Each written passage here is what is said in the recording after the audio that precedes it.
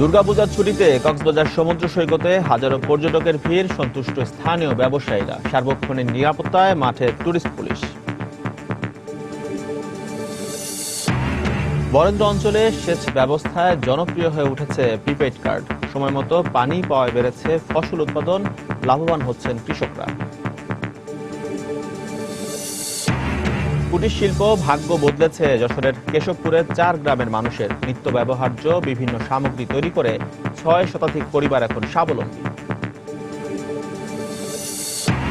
এবং নিষেধাজ্ঞা তুলে নেওয়ার পর রাজধানীর পাইকারি বাজারে দেদারসে বিক্রি হচ্ছে জাটকা। বড় আকারের ইলিশের সংখ্যা কম, সময়সীমা নির্ধারণে ত্রুটি ছিল, অভিযোগ ব্যবসায়ীদের।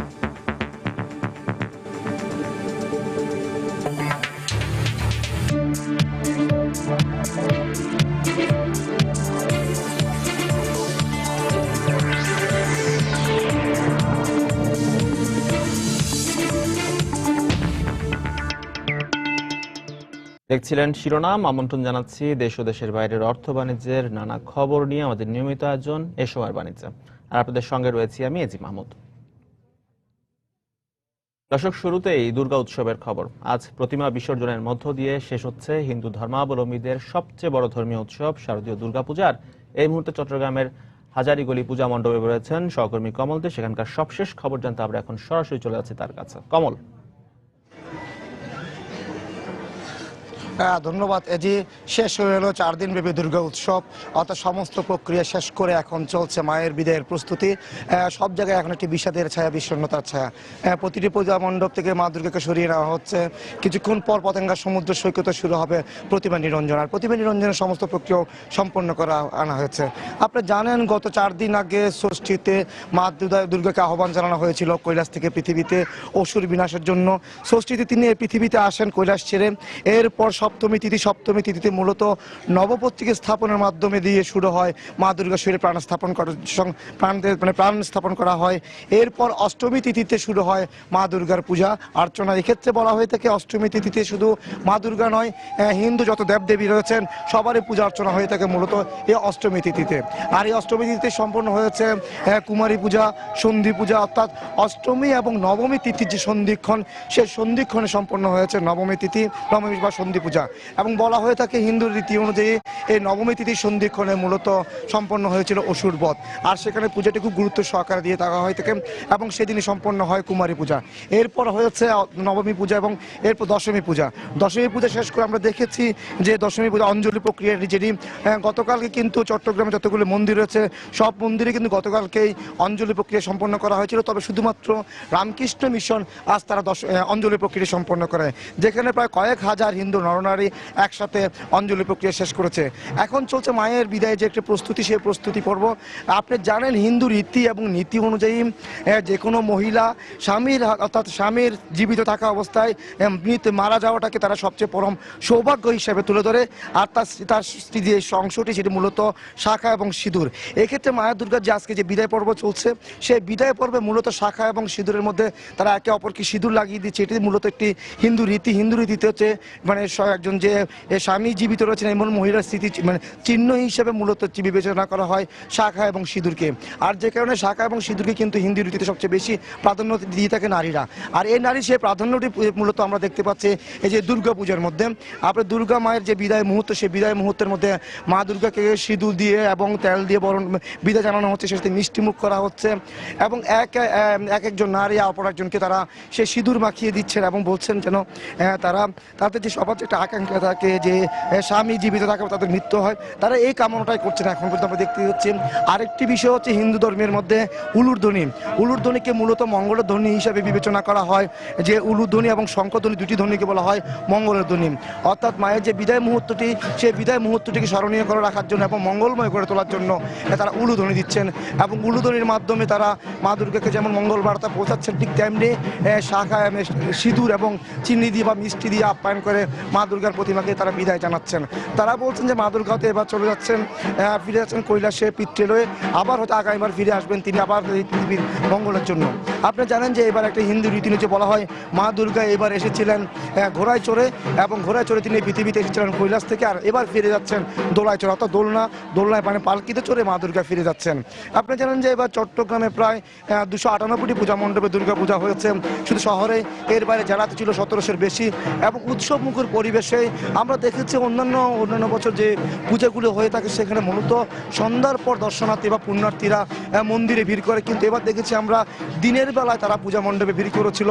আরেকটি বিষয় লক্ষণীয় ছিল যে হিন্দু রীতি অনুযায়ী যে থিম নির্ভর পূজা। আপনারা জানান যে কলকাতার অনুকরণে কিন্তু চট্টগ্রামে সবচেয়ে বেশি থিম নির্ভর পূজার আয়োজন করা হয়েছে। এবার অধিকাংশই পূজার মণ্ডপে যেমন বিশাল বাজেট নিয়ে করেছে, তেমনি তারা নানা থিম উপস্থাপন করেছে এই পূজা মণ্ডপে।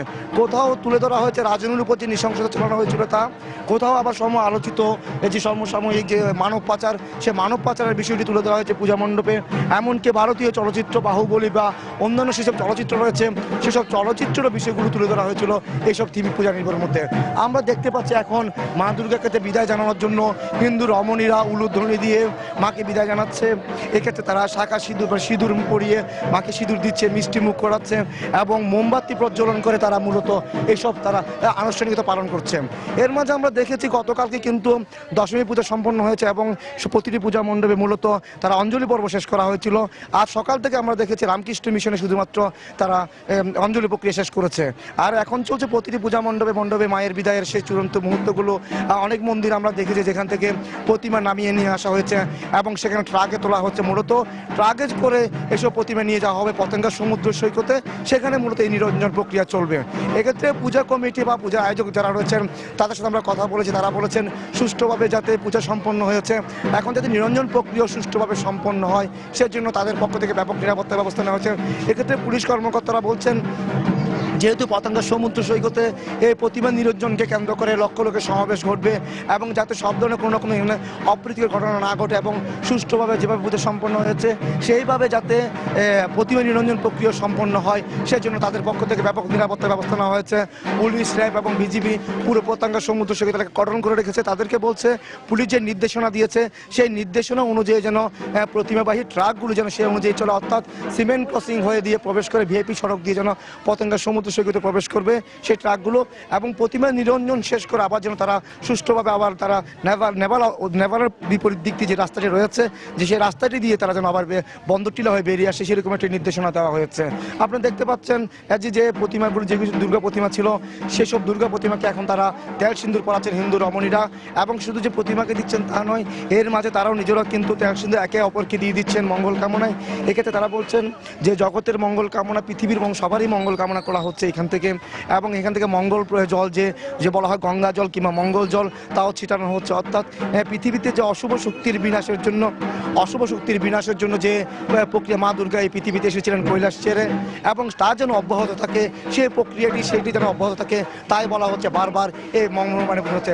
এবং আরেকটা বিষয় আমি বলে রাখি, এখানে একটা মর্মকথা বলা হচ্ছে ধর্ম যার যার উৎসব সবার, অর্থাৎ একটা উৎসব মুখর পরিবেশে চট্টগ্রামে সম্পন্ন হলে দুর্গা উৎসব, এখন শুধুমাত্র প্রক্রিয়া বাকি রয়েছে প্রতিমা নিরঞ্জন।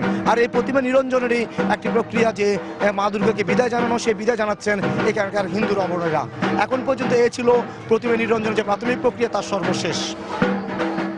দর্শক, আজ প্রতিমা বিসর্জনের মধ্য দিয়ে শেষ হচ্ছে হিন্দু ধর্মাবলম্বীদের সবচেয়ে বড় ধর্মীয় উৎসব শারদীয় দুর্গাপূজার আনুষ্ঠানিকতা। আর সেসব খবর জানাতে চট্টগ্রামের হাজারি গলি পূজা মণ্ডপ থেকে আমাদের সঙ্গে সরাসরি যোগ দিয়েছিলেন সহকর্মী কমল দেব। এর আগে তিথি একই দিনে হয় নবমীর সঙ্গে সঙ্গে সারা দেশে গতকাল আনন্দমুখর পরিবেশে উৎসাহ উদ্দীপনার সঙ্গে উদযাপিত হয় বিজয়া দশমী।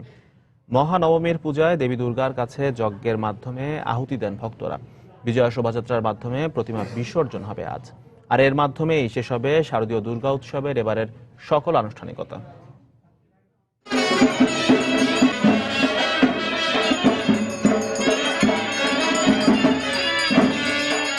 বাবার বাড়ি থেকে দেবী দুর্গার এখন স্বামী গৃহে ফেরার পালা।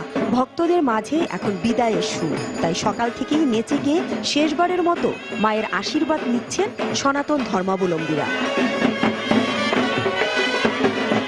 একই তিথিতে হয় সকাল 9টা 23 মিনিটে শুরু হয় মহানবমী, কল্পারম্ভ ও বিহিত পূজা। দেবী দুর্গার কাছে আহুতি দেন ভক্তরা। এরপর সকাল 9টা 57 মিনিটে শুরু হয় বিজয়া দশমীর বিহিত পূজা, শেষ হয় দর্পণ বিসর্জনের মাধ্যমে। এরপর মায়ের চরণে তেল আর সিঁদুর অর্পণের মাধ্যমে নারী পুরুষ সকলে মেতে ওঠেন সিঁদুর খেলায়।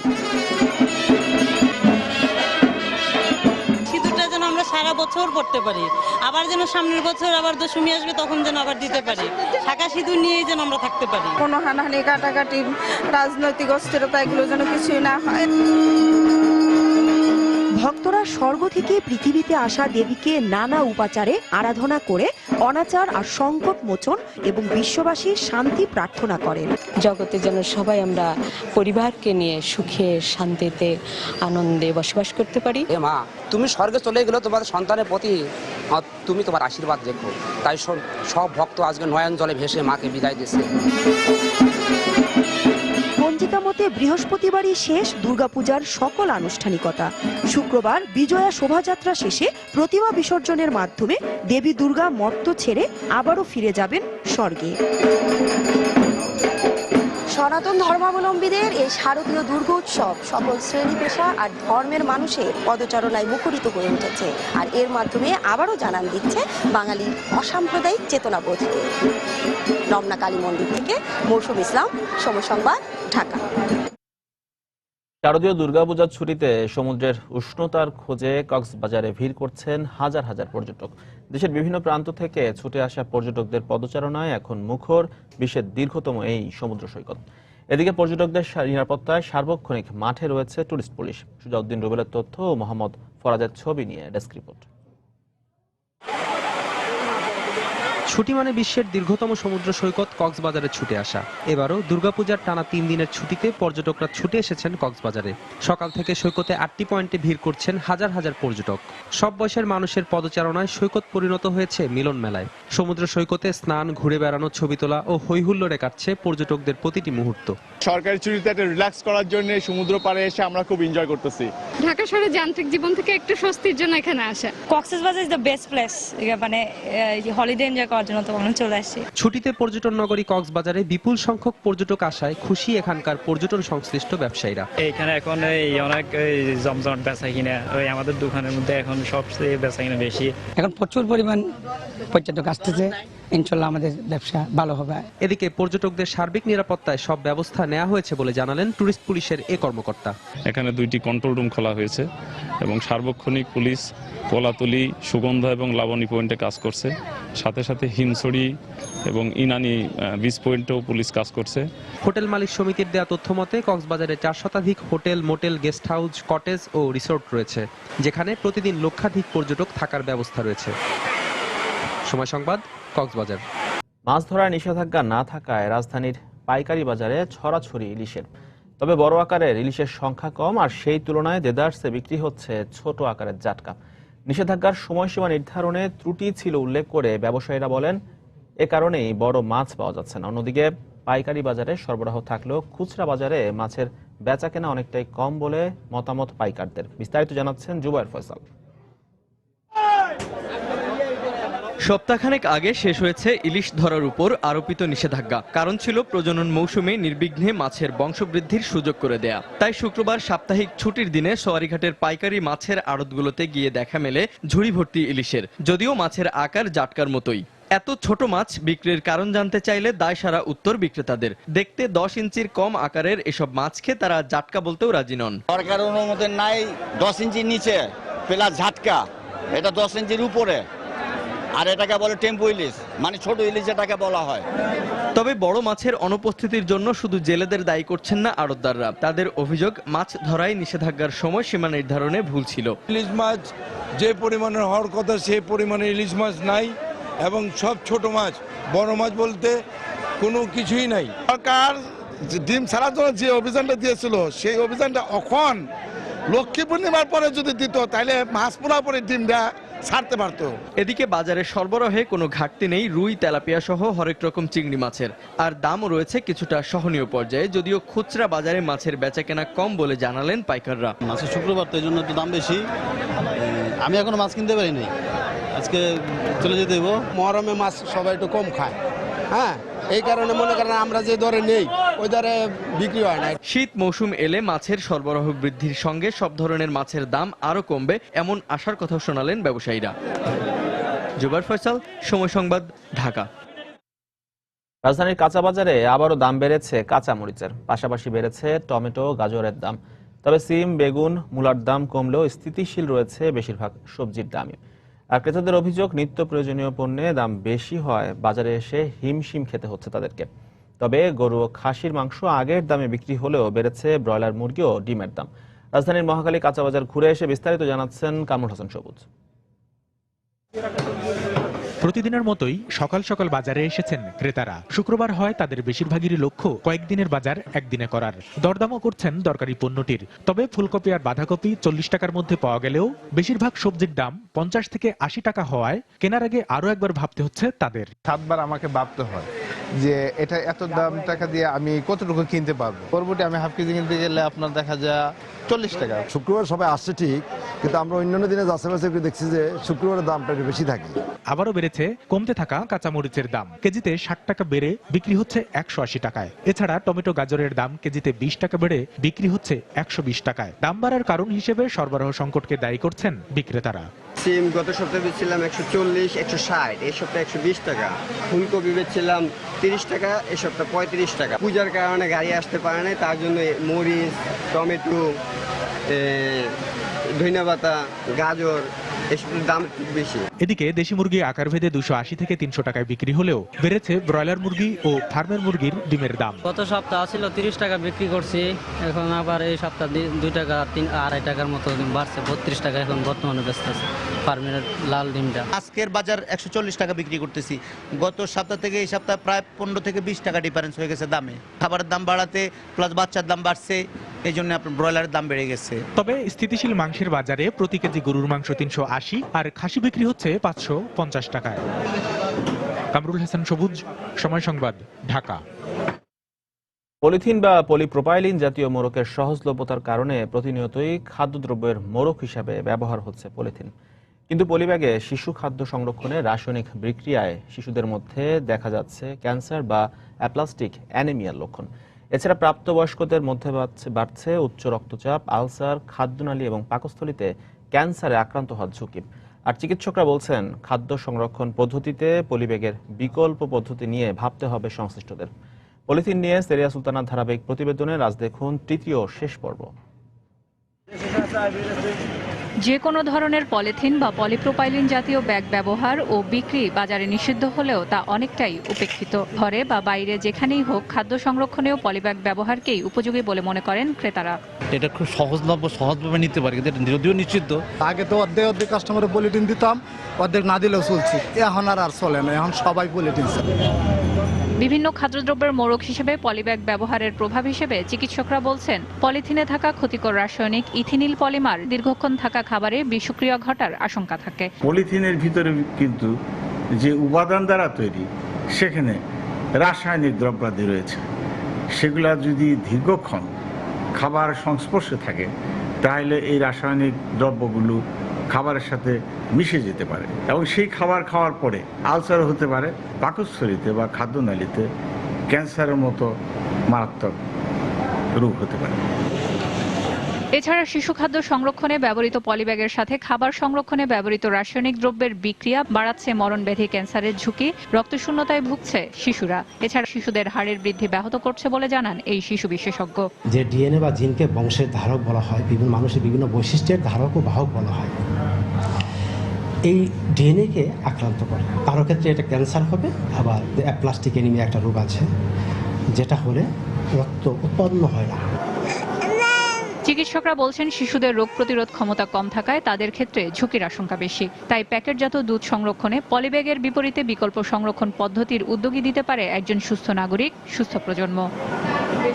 সেরিয়া সুলতানা, সময় সংবাদ, ঢাকা। গেল সপ্তাহে বিভিন্ন মন্ত্রী, ব্যবসায়ী ও বিশিষ্ট ব্যক্তিরা দেশের অর্থনীতি নিয়ে বিভিন্ন গুরুত্বপূর্ণ বক্তব্য দিয়েছেন। আর এসব বক্তব্য নিয়েই আমাদের এবারের আয়োজন, চলুন দেখে নেই এক নজরে। গড় জিডিপিতে প্রবৃদ্ধি হবে আমাদের 7.4 এবং শেষ বছর 2020 সালে আমাদের অর্জন হবে 8%। আমরা শিল্প খাতে প্রবৃদ্ধি আমরা দেখতে চাই 10.8% হারে। অনেক আশাবাদী যে এবছর আমাদের প্রবৃদ্ধি 7% ছাড়িয়ে যাবে। একথা ঠিক, আমাদের কোনো কোনো ক্ষেত্রে ঝুঁকি আছে, কিন্তু ঝুঁকিগুলোকে প্রাইসিং করে যে রিটার্ন বাংলাদেশ থেকে পাওয়া যায়, সেই লভ্যাংশ অন্য আশেপাশের অনেক দেশের চেয়ে অনেক বেশি।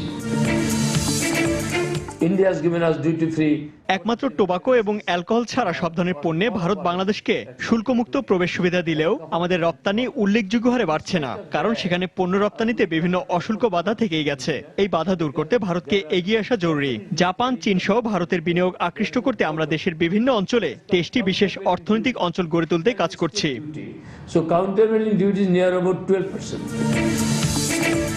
সম্প্রতি যুক্তরাষ্ট্র সহ এশীয় ও প্রশান্ত মহাসাগরীয় অঞ্চলের 12টি দেশ ট্রান্স প্যাসিফিক পার্টনারশিপ চুক্তিতে স্বাক্ষর করেছে। এই চুক্তির ফলে মার্কিন যুক্তরাষ্ট্রের বাজারে বাংলাদেশ সবচেয়ে বেশি বিপদে পড়বে। কিভাবে সম্ভাব্য পরিস্থিতি মোকাবেলা করতে পারি তার কৌশল নির্ধারণ করার জন্য সংশ্লিষ্ট সবাইকে সাথে নিয়ে কাজ করব। চিটিং করে কোনো দিন আগানো যাবে না। মাপে কম দিলেন, সুদা বলেন এই গ্রেড, দিলেন আরেক গ্রেড, দেখবেন যে আপনি ধরা পড়ে যাচ্ছেন। একদিন না একদিন আপনি সম্পূর্ণ শেষ হয়ে যাবে। ব্যাংকে যখন প্রপোজিশন দেবেন ভেবে চিনতে দেবেন। মনে করেন টাকাটা নিয়ে আসলাম আর দিতে হবে না, এরকম চিন্তা করেন না। কারণ এসএমইর জন্য আমরা ঘোষণা করেছি যে সুদের হার 9%-এ আপনারা দিতে হবে, তো দাবি আমাদের। বলছে যে এলএনজি দিয়ে আমাকে সাপ্লাই দিবে। এলএনজি কোথায়? যেখানে আমাদের টোটাল এনার্জি সেক্টর কোনো এনার্জি পলিসি নাই, কোল পলিসি নাই, এনার্জি পলিসি নাই, তাহলে আমি কিসের উপর ভিত্তি করে আমি আগামী দিনে ইনভেস্টমেন্ট এখানে যাব? যদি বিনিয়োগের সুযোগ দেন, আমরা লভ্যাংশ সহ আমরা দেশে নিয়ে আসবো। দর্শক, দেবী দুর্গাকে বিসর্জনের মধ্য দিয়ে আজ শেষ হবে দুর্গাপূজার 5 দিন ব্যাপী আনুষ্ঠানিকতা। আর এই মুহূর্তে বিসর্জনের আগ মুহূর্তে রাজধানীর ঢাকেশ্বরী মন্দিরে রয়েছেন আমাদের সহকর্মী ইজাজ সৌমিক। আমরা এখন সরাসরি চলে যাচ্ছি তার কাছে। সৌমিক,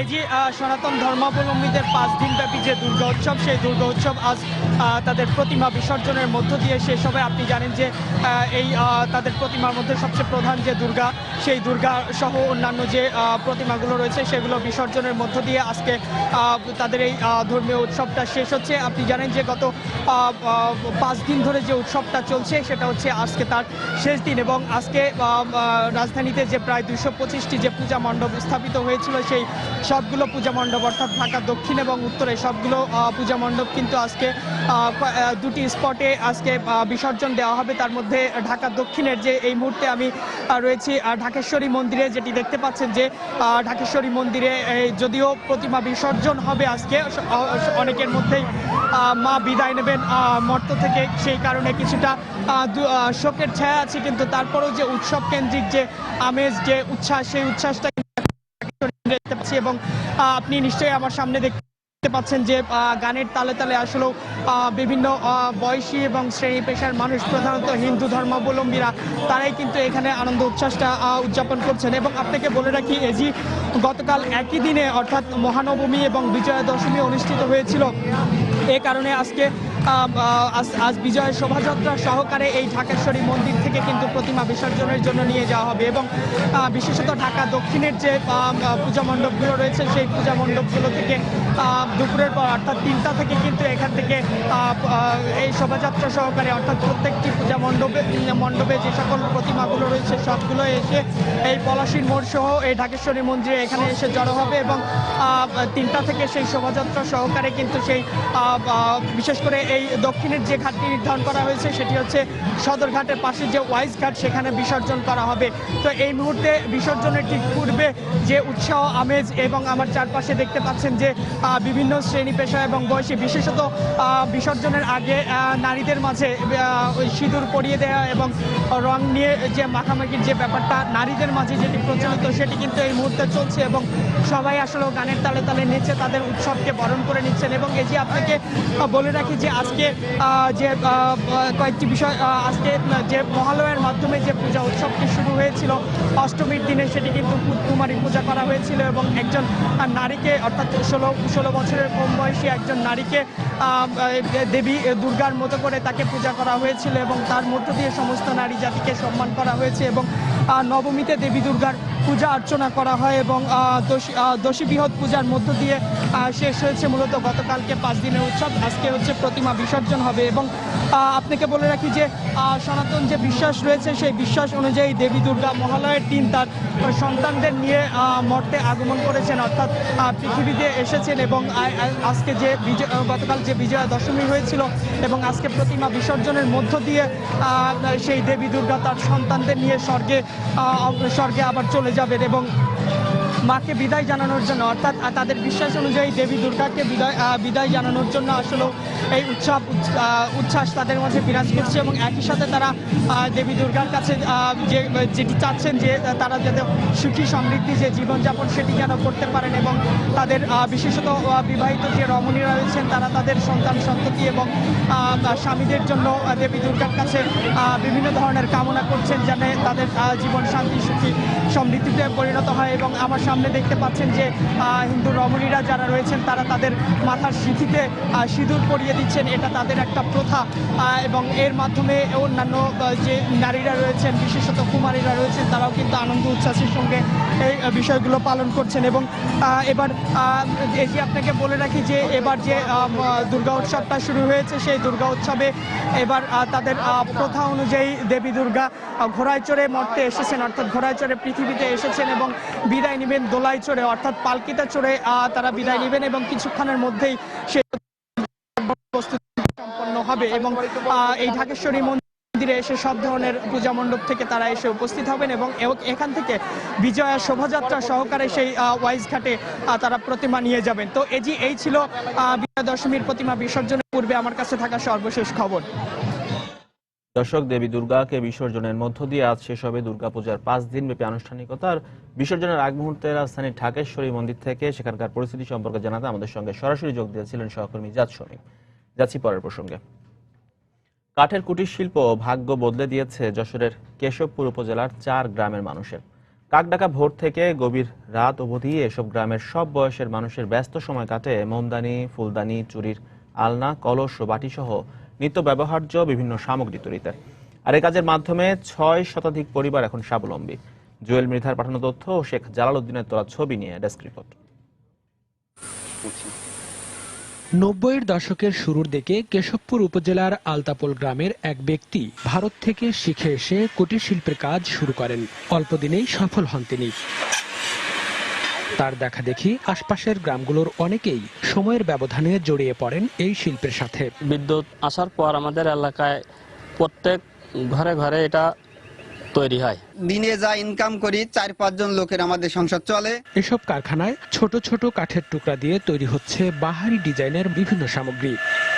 বছর 10 আগেও অন্যের জমিতে কামলা খাটা মানুষগুলো কুটির শিল্প প্রতিষ্ঠা করে আজ স্বাবলম্বী। বিভিন্ন এলাকায় চালান দিয়ে আমি মোটামুটি বেনিফিট হয়েছি।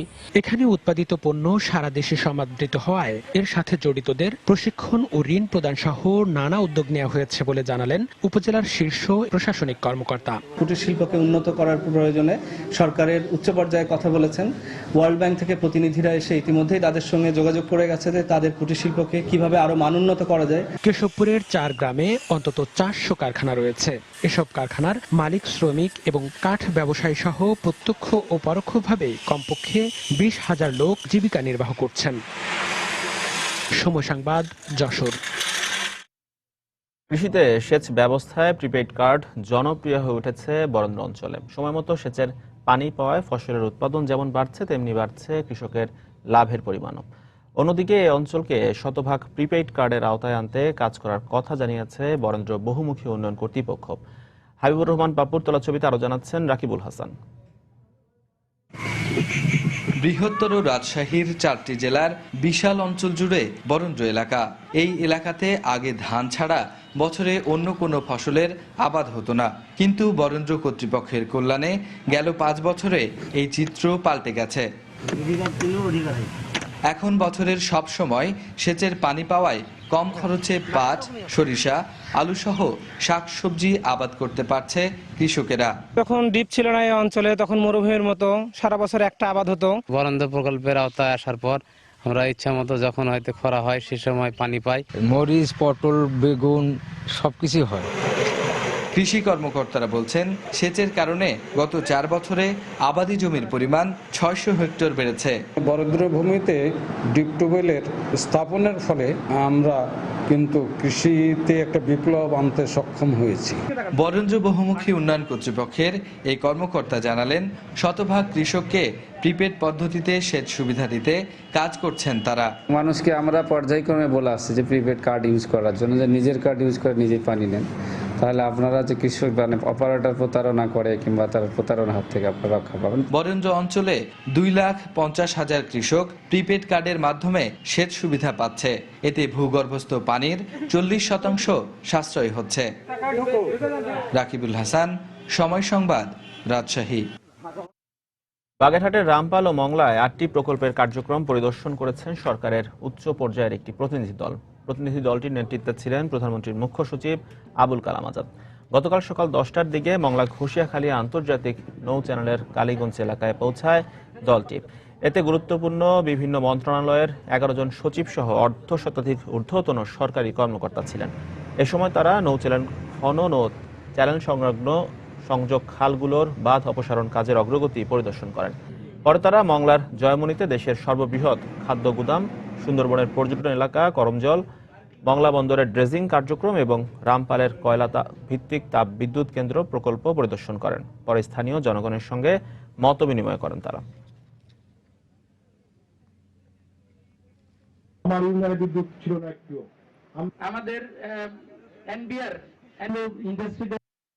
প্রতিনিয়ত বিদ্যুৎ বিভাগ সতর্ক আছে যাতে এমন কোনো কাজ না হয় যাতে করে পরিবেশের কোনো ক্ষতি হয়। 15,000 কোটি টাকার একটা প্রকল্প, এটা অনেক দূরে এগিয়ে গেছে। আমরা খুব শীঘ্রই এখানে যাতে বাস্তব কাজ শুরু করা যায় সে লক্ষ্যে কাজকর্ম করে যাচ্ছে। আকিজ মোটরসের ফোরল্যান্ড ব্র্যান্ডের বাণিজ্যিক গাড়ি বাজারজাতকরণ শুরু হলো। এ উপলক্ষে গত বুধবার রাজধানীর আকিজ সেন্টারে এক অনুষ্ঠানের আয়োজন করা হয়। অনুষ্ঠানে আকিজ বিডির ব্যবস্থাপনা পরিচালক শেখ আজিজউদ্দিন, আকিজ মোটরসের প্রধান পরিচালক ফারজানা মুক্তা এবং মহাব্যবস্থাপক গাজী মনিরুল ইসলাম সহ ঊর্ধ্বতন কর্মকর্তারা উপস্থিত ছিলেন।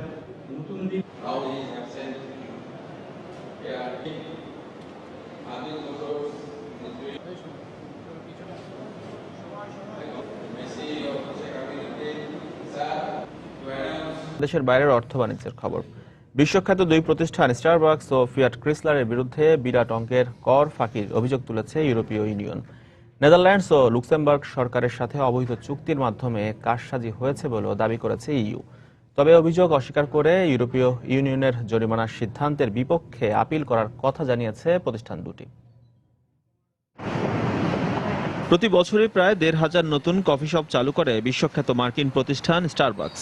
যুক্তরাষ্ট্র, কানাডা, চায়না, জাপান ও ইউরোপ সহ বিশ্বের প্রায় 65টি দেশে কফি শপ রয়েছে বিশ্বের সবচেয়ে বড় এই কফি প্রস্তুতকারক প্রতিষ্ঠানটির।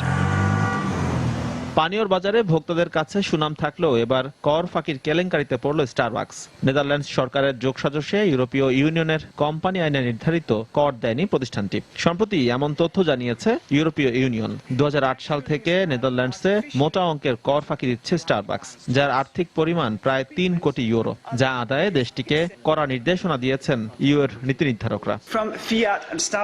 স্টারবাকস কারসাজি করে নেদারল্যান্ডসের করের হার কমিয়েছে, যা ইউরোপীয় ইউনিয়নের কন্টেইনার আইনের পরিপন্থী। প্রতিষ্ঠানটির বিরুদ্ধে নেওয়া আমাদের এই সিদ্ধান্ত এটি প্রমাণ করে যে প্রতিষ্ঠান ছোট বড় কিংবা মাঝারি যাই হোক না কেন তাদের কর ফাঁকি দেওয়ার কোনো সুযোগ নেই। শুধু স্টারবাকসই নয়, একই অভিযোগ রয়েছে বিশ্বখ্যাত গাড়ি নির্মাতা প্রতিষ্ঠান ফিয়াট ক্রিসলারের বিরুদ্ধেও। 2012 সাল থেকে লুক্সেমবার্গে কর ফাঁকি দিয়ে আসছে প্রতিষ্ঠানটি। অনেক ক্ষেত্রে কর ফাঁকি দেওয়ার জন্য এক দেশে অর্জিত আয় ও মুনাফা বহুজাতিক প্রতিষ্ঠানগুলো তাদের আরেক প্রতিষ্ঠানের আয় ব্যয়ের হিসেবে সংযুক্ত করে নেয়। ফলে অধিকাংশ এসব প্রতিষ্ঠানের আয় ও মুনাফা একেবারেই ন্যূনতম হারে উপস্থাপনের সুযোগ তৈরি হয়। এদিকে অনলাইনের খুচরা পণ্যের বিক্রেতা প্রতিষ্ঠান অ্যামাজন ও প্রযুক্তি খাতের প্রতিষ্ঠান অ্যাপলের বিরুদ্ধেও একই অভিযোগে তদন্ত করছে ইউরোপীয় ইউনিয়ন। এজি মাহমুদ, সময় সংবাদ। নতুন বেইলআউট চুক্তি অনুযায়ী শর্ত বাস্তবায়নে আন্তর্জাতিক দাতা গোষ্ঠী ট্রয়কার প্রতিনিধি দলের সঙ্গে আলোচনা শুরু করেছে গ্রিস। শর্ত অনুযায়ী পেনশন কমানো, কর খাতের পুনর্গঠন সহ বিভিন্ন কার্যক্রম পরিচালনা করতে হবে গ্রিসের বামপন্থী সরকারকে।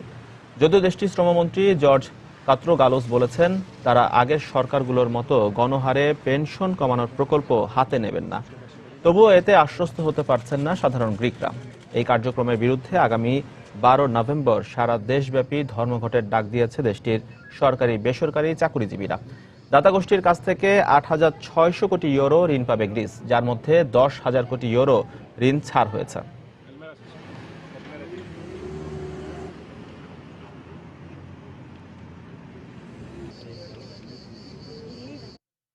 বিজ্ঞাপনদাতাদের সঙ্গে সম্পর্ক উন্নয়নে আগ্রহী হয়ে উঠেছে জনপ্রিয় সামাজিক যোগাযোগ মাধ্যম টুইটার। সম্প্রতি প্রতিষ্ঠানটির প্রধান নির্বাহী জ্যাক ডোরসি এক সংবাদ সম্মেলনে সোশ্যাল ওয়েবসাইটগুলোর অ্যাপস নির্মাতা কোম্পানিগুলোর সঙ্গেও সম্পর্ক উন্নয়নে আগ্রহ প্রকাশ করেন। মূলত টুইটার সাইটের উন্নয়ন এবং বছর শেষে বড় অঙ্কের রাজস্ব আয়ের জন্যই তিনি এমন মনোভাব প্রকাশ করেন। আর এই লক্ষ্যেই বিজ্ঞাপনের নতুন নতুন কৌশল উদ্ভাবন করছে টুইটার।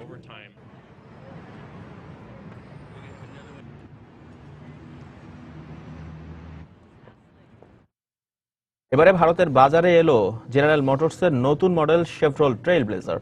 বেশ কিছুদিন ধরেই ভারতে বিক্রি খরায় ভুগছে জেনারেল মোটরস। গত বছর দেশটিতে মাত্র 56,000 গাড়ি বিক্রি করেছে জিএম। ভারতে বিক্রি বাড়াতে জাপানি ও কোরিয়ান ব্র্যান্ডকে টেক্কা দিতে সুলভ মূল্যে গাড়ি বাজারজাতকরণ করার সিদ্ধান্ত নিয়েছে প্রতিষ্ঠানটি।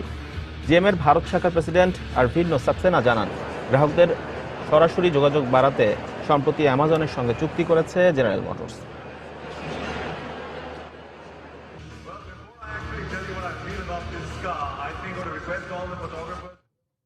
আবারও জানিয়ে দিচ্ছি এ সময়ের বাণিজ্যের শিরোনামগুলো। দুর্গাপূজার ছুটিতে কক্সবাজার সমুদ্র সৈকতে হাজারো পর্যটকের ভিড়, সন্তুষ্ট স্থানীয় ব্যবসায়ীরা। সার্বক্ষণিক নিরাপত্তা মাঠে টুরিস্ট পুলিশ। বরেন্দ্র অঞ্চলে সেচ ব্যবস্থায় জনপ্রিয় হয়ে উঠেছে প্রিপেড কার্ড। সময় মতো পানি পাওয়ায় বেড়েছে ফসল উৎপাদন, লাভবান হচ্ছেন কৃষকরা। কুটির শিল্প ভাগ্য বদলেছে যশোরের কেশবপুরের 4 গ্রামের মানুষের। নিত্য ব্যবহার্য বিভিন্ন সামগ্রী তৈরি করে 6 শতাধিক পরিবার এখন স্বাবলম্বী। এবং নিষেধাজ্ঞা তুলে নেওয়ার পর রাজধানীর পাইকারি বাজারে দেদারসে বিক্রি হচ্ছে জাটকা। বড় আকারের ইলিশের সংখ্যা কম, সময়সীমা নির্ধারণে ত্রুটি ছিল, অভিযোগ ব্যবসায়ীদের। দর্শক, এই ছিল এ সময়ের বাণিজ্য। যে কোনো খবর পেতে ভিজিট করুন সময়নিউজ.tv আর সঙ্গেই থাকুন সময়।